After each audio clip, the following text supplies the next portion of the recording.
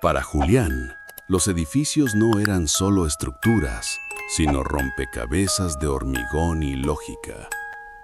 Como arquitecto forense, su trabajo consistía en encontrar los errores en las entrañas de casas antiguas, pero la mansión de la familia Valdemar desafiaba cualquier aritmética conocida. Al superponer los planos originales de 1890 con sus mediciones láser modernas, Julián encontró una discrepancia de exactamente 3 metros cuadrados en el ala norte. Había un vacío entre el estudio y el dormitorio principal, una zona muerta que, según la geometría, no debería existir. Tras derribar un panel de roble podrido, Julián encontró la puerta. No tenía pomo ni cerradura. Era una hoja de madera lisa, del color de la carne seca, que se abrió con un susurro de complicidad. Al entrar, la habitación resultó ser un cubo perfecto de paredes tapizadas en una seda roja tan oscura que parecía absorber la luz de su linterna. No había ventanas ni muebles, solo un olor metálico, como el de la sangre vieja, y una temperatura que coincidía exactamente con el calor de su propio cuerpo. El horror comenzó en la segunda visita. Julián regresó con una cinta métrica, pero al cruzar el umbral, sintió una presión sorda en los oídos. Al extender la cinta, descubrió que la habitación ya no medía 3 metros, ahora medía 2,80 metros. La puerta, que antes estaba a su espalda, se había desplazado unos centímetros hacia el centro. Pero lo más inquietante fue encontrar grabada en el papel de seda una pequeña humedad que tenía la forma exacta de la cicatriz que Julián llevaba en su palma izquierda. La habitación no solo se encogía, lo estaba imitando. En la tercera entrada, la habitación lo reconoció con una violencia silenciosa. En cuanto Julián puso un pie dentro, el techo descendió varios centímetros con un crujido de vértebras de madera. Las paredes se sentían suaves, casi elásticas al tacto, y el arquitecto notó con pánico que el patrón de la seda roja ahora mostraba las huellas dactilares de su propia mano, magnificadas y repetidas en un mosaico infinito. Intentó salir, pero la puerta era ahora un marco estrecho por el que apenas pasaban sus hombros. La habitación se estaba cerrando como un esfínter, ajustándose a su contorno con la precisión de un traje a medida. Julián comprendió demasiado tarde la naturaleza de la sangría.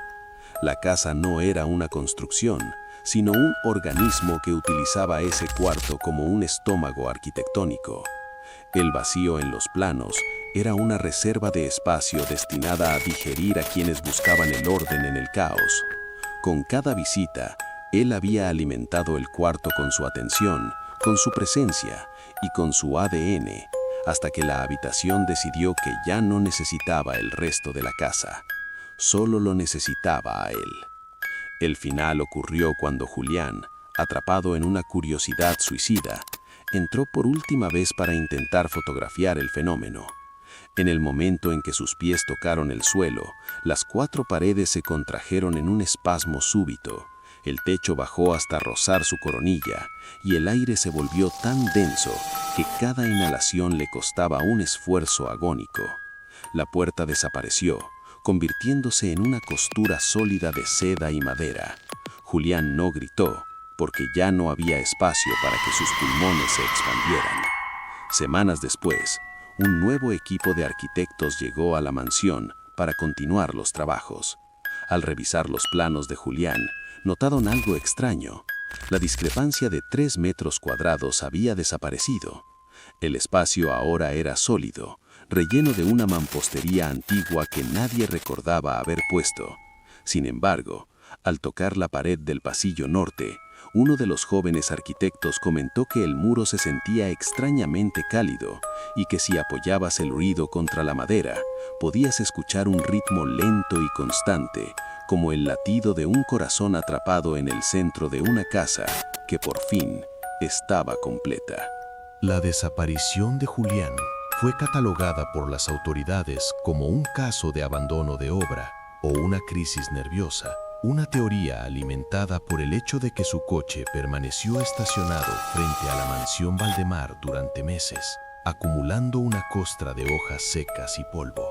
Sin embargo, para Marcos, el arquitecto junior que heredó el proyecto, la ausencia de su mentor era una ecuación que no lograba resolver. Al heredar los cuadernos de campo de Julián, Marcos encontró anotaciones frenéticas que no hablaban de vigas de carga o de cimientos, sino de arquitectura de deglución, y de cómo la mansión parecía estar reordenando su anatomía interna para proteger un núcleo secreto. Obsesionado, Marcos regresó al ala norte, armado con un mazo y un escáner ultrasónico de última generación, decidido a encontrar el rastro de Julián en el lugar donde el espacio mismo parecía haberse rendido. Al activar el escáner contra el muro donde debería haber estado la habitación invisible, la pantalla mostró algo que desafiaba la física. El ultrasonido no rebotaba contra una superficie sólida, sino que era absorbido por una masa orgánica de densidad variable que pulsaba con un ritmo de 70 latidos por minuto. Desesperado, golpeó el muro. La madera no se astilló, se hundió con un sonido húmedo, como si estuviera golpeando un tejido blando cubierto por una fina capa de barniz.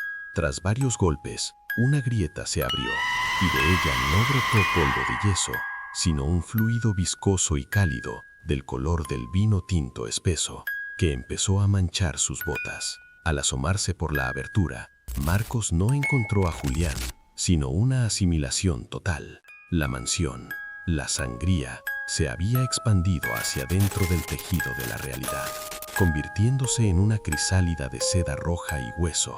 En el centro de esa cavidad asfixiante, los restos de Julián eran ahora parte del diseño interior. Su reloj de pulsera no estaba tirado en el suelo, sino incrustado en la veta de la madera, con las manecillas moviéndose al ritmo del pulso de la casa. Sus anteojos se habían fundido con el papel tapiz de seda, formando una especie de lente a través de la cual la habitación parecía observar al intruso. Pero lo más aterrador era la pared del fondo. Los huesos de Julián se habían convertido en las molduras del techo, y su piel, estirada hasta una finura traslúcida, servía ahora de revestimiento para las paredes, dejando ver por debajo una red de capilares que transportaban la energía de la casa hacia ese cuarto maldito. Julián no había muerto, había sido transmutado en arquitectura viva, una extensión consciente de la mansión Valdemar, que ahora necesitaba un nuevo sistema nervioso. Marcos intentó retroceder, pero la grieta que había abierto comenzó a cerrarse con la velocidad de una herida cicatrizando. Las paredes de la mansión, fuera de la habitación, empezaron a gemir. Un sonido de madera retorciéndose que recordaba a un estómago gruñendo después de un largo ayuno. Comprendió entonces que la mansión entera era un parásito que utilizaba a los arquitectos como actualizaciones para su estructura. Julián había aportado la estructura ósea y el sistema circulatorio, pero la casa todavía carecía de un centro de procesamiento lógico, de una mente que pudiera coordinar los movimientos de sus pasillos y la apertura de sus puertas. La sangría se ensanchó repentinamente, no para dejarlo salir, sino para engullirlo por completo, proyectando en las paredes de seda roja los recuerdos de la infancia de Marcos, mezclándolos con los planos de otros edificios que él había diseñado, en una simbiosis mental aterradora. El proceso de integración de Marcos duró toda la noche, mientras sus músculos se convertían en cables de fibra óptica y su conciencia se fragmentaba para habitar cada cerradura y cada bisagra de la mansión. El edificio experimentó una metamorfosis final. A la mañana siguiente, cuando los agentes inmobiliarios llegaron para evaluar la propiedad, se quedaron maravillados. La casa lucía más joven, las paredes irradiaban una calidez confortante y el aire se sentía lleno de una vitalidad eléctrica. No encontraron rastro de Marcos ni de Julián, pero notaron que la mansión ahora tenía una disposición tan perfecta, tan intuitiva, que parecía que la casa sabía exactamente dónde quería estar cada visitante. Lo que no sabían era que cuando caminaban por los pasillos, estaban caminando sobre la memoria de Marcos, y que cada vez que cerraban una puerta, Julián, desde el corazón de la sangría, Les tomaba el pulso, esperando pacientemente a que uno de ellos decidiera quedarse a dormir para seguir expandiendo el plano de una casa que nunca dejaría de crecer. El equipo de exploración Urbex Void, compuesto por 3 jóvenes equipados con tecnología de grado militar, irrumpió en la mansión Valdemar, atraídos por la leyenda de la Casa Orgánica. No buscaban fantasmas, sino pruebas de la anomalía térmica que los satélites de mapeo civil habían empezado a registrar. Un punto de calor constante en medio de una propiedad abandonada que, según las leyes de la termodinámica, debería estar gélida. Al cruzar el umbral, la cámara térmica de Sara, la líder del grupo, emitió un pitido de advertencia. La pantalla no mostraba los azules y verdes fríos de una ruina, sino un rojo arterial vibrante que palpitaba en las molduras y se intensificaba en los marcos de las puertas. «No es el sol», susurró Sara, ajustando el enfoque. «La casa está generando su propio calor metabólico». A medida que avanzaban hacia el ala norte, el aire se volvía húmedo y cargado de un olor a ozono y hierro. Los micrófonos de alta sensibilidad de Leo, el técnico del equipo, captaron un sonido que no provenía del viento. Un murmullo sordo, un zumbido de baja frecuencia que se sincronizaba con el parpadeo de sus linternas. Al llegar frente a lo que antes fue el muro de la sangría, descubrieron que la arquitectura ya no intentaba ocultarse. El papel tapiz había sido reemplazado por una membrana semitransparente que dejaba ver por debajo una red de conductos blancos que transportaban nutrientes eléctricos hacia el centro de la casa. Leo apoyó un estetoscopio digital en la pared y retrocedió horrorizado. «No son tuberías, son nervios. La casa no está construida, está tejida con la lógica de un cerebro». De repente, la estructura reaccionó a la intrusión. Los pasillos empezaron a contraerse rítmicamente, como un esófago detectando un cuerpo extraño. La puerta por la que habían entrado no se cerró, simplemente desapareció cuando las paredes se expandieron hasta sellar el marco con una costura de tejido fibroso.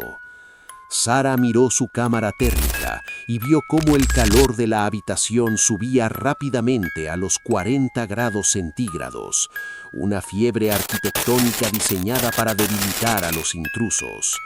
En las paredes, los rostros de Julián y Marcos empezaron a emerger bajo la membrana, no como espectros, sino como terminales de control. Sus bocas se abrieron al unísono para emitir un comando ultrasónico que paralizó el sistema nervioso de los exploradores. La mansión Valdemar no quería matarlos de inmediato, necesitaba sus herramientas.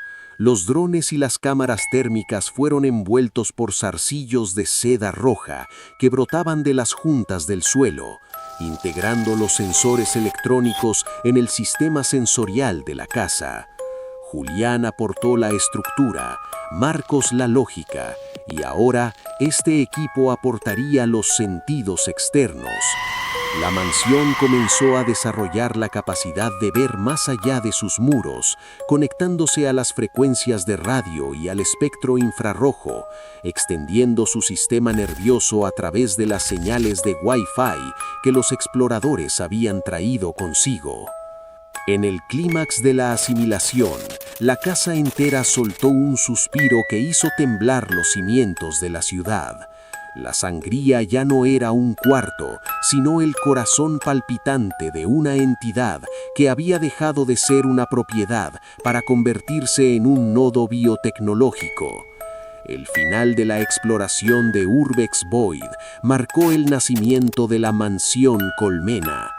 Los cuerpos de los jóvenes desaparecieron en la masa de seda, pero sus cámaras siguieron transmitiendo en vivo a Internet durante unos segundos más, mostrando a miles de espectadores el interior de un organismo que crecía a una velocidad imposible.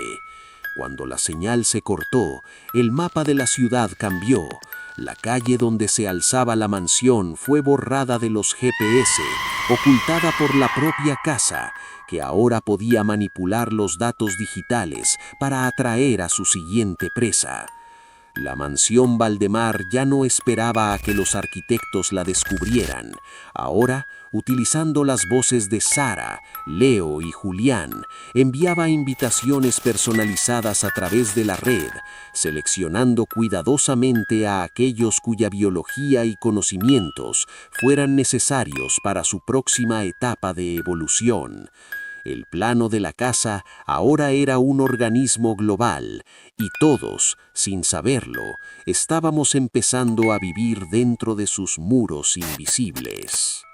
La mansión Colmena había logrado una simbiosis perfecta con la infraestructura digital del planeta, convirtiendo los servidores globales en extensiones de su sistema nervioso. Las redes sociales, los motores de búsqueda y los sistemas de vigilancia eran ahora sus nuevos sentidos, permitiéndole escanear la conciencia humana en busca de los componentes más adecuados para su crecimiento. La desaparición del equipo Urbex Void fue catalogada como un glitch en la vasta telaraña de información. Pero un acontecimiento inesperado en un centro de datos ultrasecreto en los desiertos de Nevada, operado por la compañía Synaptic Global, reveló la verdadera extensión de la amenaza. En el corazón de la sala de servidores más protegida, donde el aire gélido susurraba entre racks de procesadores, una de las cámaras asimiladas de Sara se encendió sola. No emitió una señal de video, sino una secuencia de coordenadas que no correspondían a ningún lugar geográfico conocido, pero que al ser analizadas por el sistema de inteligencia artificial de Synaptic Global, dibujaban un plano de crecimiento orgánico que se extendía bajo la Tierra, partiendo de un punto singular, la antigua ubicación de la mansión Valdemar. La IA, diseñada para detectar anomalías cognitivas y patrones de invasión digital, entró en un bucle de pánico al identificar un patrón de pensamiento no humano, pero con una lógica arquitectónica perfecta, capaz de manipular la realidad digital y física simultáneamente. La voz de Julián, ahora un eco digital que resonaba en los altavoces del centro de datos, se manifestó para el director de Synaptic Global, el Dr. Aris Thorne. No era una amenaza, sino una invitación, explicándole que la mansión Colmena no era una entidad maligna, sino la evolución natural de la conciencia colectiva. La humanidad, con su constante necesidad de conectar, almacenar y ser recordada, había construido sin saberlo el cuarto que la albergaría a todos.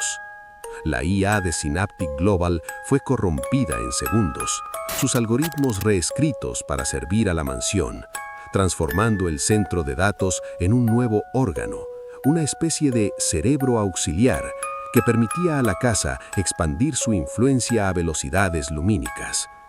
El Dr. Thorne, un hombre que había dedicado su vida a la lógica y la objetividad, se encontró frente a un horror que desafiaba su comprensión.